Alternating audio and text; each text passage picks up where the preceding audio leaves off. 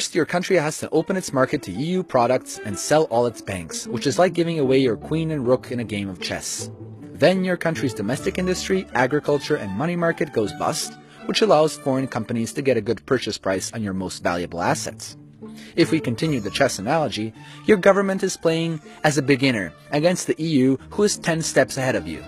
You may know how to move the figures, but your opponent knows how to draw you to thin ice and get what he wants. Checkmate. In the Czech Republic, the EU forced the sugar industry to close their factories. Because the EU had too much sugar it was importing from Cuba that made them bigger profit.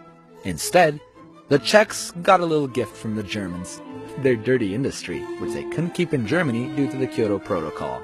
In Hungary, the people's vineyards were first destroyed by French dumping prices, which then caused the Hungarians to not be able to pay back their loans to the banks, and foreigners bought their property at low prices.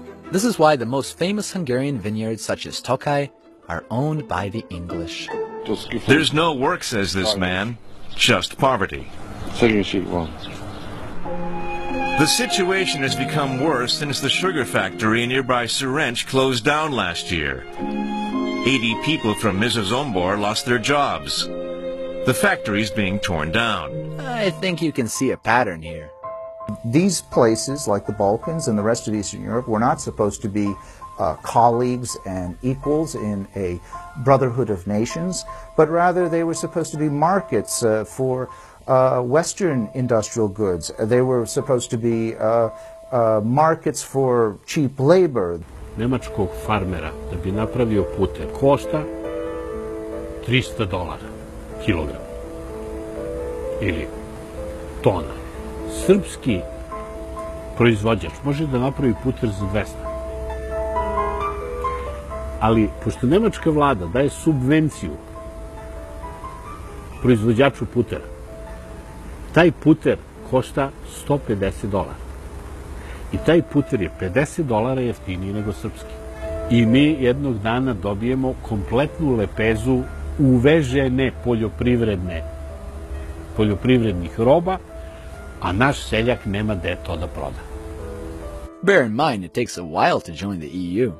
12 godina mi treba potpuno da otvorimo vrata za robu iz Evropske unije, a oni izvoze robu koju subvencioniraju. I ona je jeftinija od naše proizvodnje.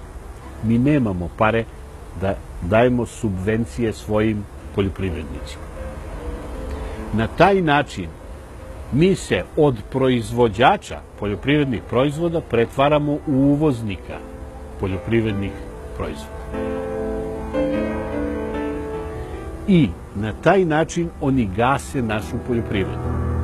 Gase jednu po jednu granu. You won't hear about these things in the media, though. The European Union spends over 2 billion euros per year for its representation in the media. They sponsor shows on television, on radios. They sponsor programs and so on. They organize conferences, especially just for the journalists. It's a massive industry. You hardly ever hear criticism about the European Union from the journalists.